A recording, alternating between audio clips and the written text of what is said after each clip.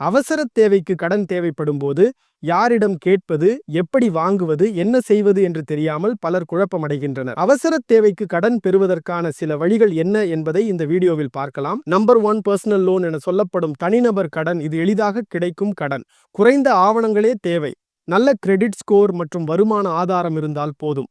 நல்ல credit score உள்ளவர்களுக்கு குறைந்த வட்டியில் கடன் கிடைக்கும். நம்பர் 2 கிரெடிட் கார்டு மூலம் பணம் பெறுதலும் உங்களுக்கு ஒரு ஆப்ஷன் தான். ஆனால் வேறு வழியில்லை என்றால் மட்டும் இதை பயன்படுத்தவும். எடுத்த பணத்திற்கு 2 - 3% வரை கட்டணம் வசூலிக்கப்படும். பணம் எடுத்த நாளிலிருந்தே வட்டி வசூலிக்கப்படும். பொருட்கள் வாங்கினால் கட்டணம் இல்லை, பணம் எடுத்தால் கட்டணம் உண்டு என்பதையும் மனதில் வைத்துக் கொள்ளுங்கள். Number 3 option birthday loan. தற்காலிக பண தேவை அல்லது சம்பளம் தாமதமானால் இதை பயன்படுத்தலாம். சம்பளம் கிடைத்தவுடன் கடன் மற்றும் வட்டியை செலுத்த வேண்டும். இணையம் மூலம் விண்ணப்பிக்கலாம், விரைவாக கிடைக்கும்.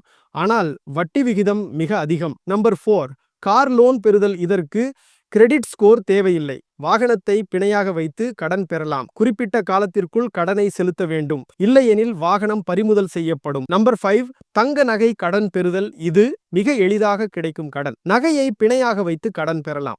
வங்கிகள் மற்றும் நிதி நிறுவனங்கள் போட்டி போட்டு கடன் வழங்குகின்றன. கூட்டுறவு வங்கிகளில் சலுகைகள் உண்டு. மற்ற வங்கிகளை விட வட்டி அதிகம். சரி, இப்பொழுது என்னென்ன வழிகளில் அவசர தேவைக்கு கடன் பெறலாம் என்பதை பார்த்துவிட்டோம். அதே நேரத்தில் கடன் வாங்குவதற்கு முன் கவனிக்க வேண்டிய ஒரு சில அம்சங்களையும் தெரிந்து கொள்ளலாம். உங்களுக்கு கடன் தொகை எவ்வளவு தேவை என்பதை முதலில் தீர்மானிக்க வேண்டும்.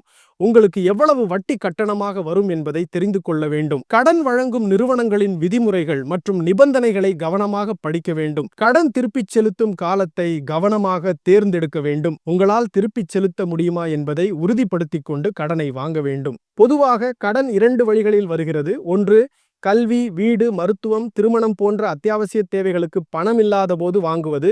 மற்றொன்று, ஆடம்பரத்துக்காக பணம் இல்லாத போதும் கடன் வாங்கி செலவு செய்வது. கடன் சுமைக்கான காரணங்கள்: அத்தியாவசிய தேவைகளுக்கு பணம் இல்லாத போது கடன் வாங்குதல், ஆடம்பரத்துக்காக கடன் வாங்கி செலவு செய்தல், அனாவசிய செலவுகள் மூலம் வரும் கடன். உதாரணத்திற்கு தேவையில்லாத பொருட்கள் வாங்குதல், பண நெருக்கடி இருக்கும் போதும் அடிக்கடி ஹோட்டலுக்கு சென்று சாப்பிடுதல், தொழில் நஷ்டம். இவை அனைத்தும் கடன் சுமைக்கான காரணங்கள். கடன் சுமையால் ஏற்படும் பிரச்சனைகள் என்ன என பார்க்கலாம். குடும்பத்தில் நிம்மதி இழப்பு, குடும்ப உறுப்பினர்களிடையே சண்டை சச்சரவுகள், அத்தியாவசிய தேவைகளை கூட சரியான நேரத்தில் நிறைவேற்ற முடியாமல் போவது, விருப்பமான இடங்களுக்கு செல்ல முடியாத நிலை, திருவிழாக்கள், விருந்துகளில் கலந்து கொள்ள முடியாத நிலை, நிம்மதியற்ற வாழ்க்கை, ஆரோக்கியம் பாதிப்பு, வாழ்க்கையின் சந்தோஷமான தருணங்களை தவறவிடுதல், சுற்றுலா செல்ல முடியாமை.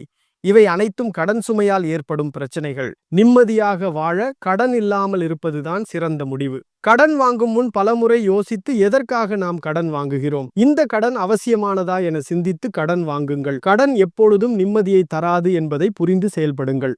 மேலும் ஈடி தமிழ் சேனல்ல வரப்போகும் பிசினஸ் மற்றும் அது ரிலேட்டடான வீடியோவை பார்க்க உடனே கீழே இருக்க சப்ஸ்கிரைப் பட்டனை கிளிக் பண்ணுங்க.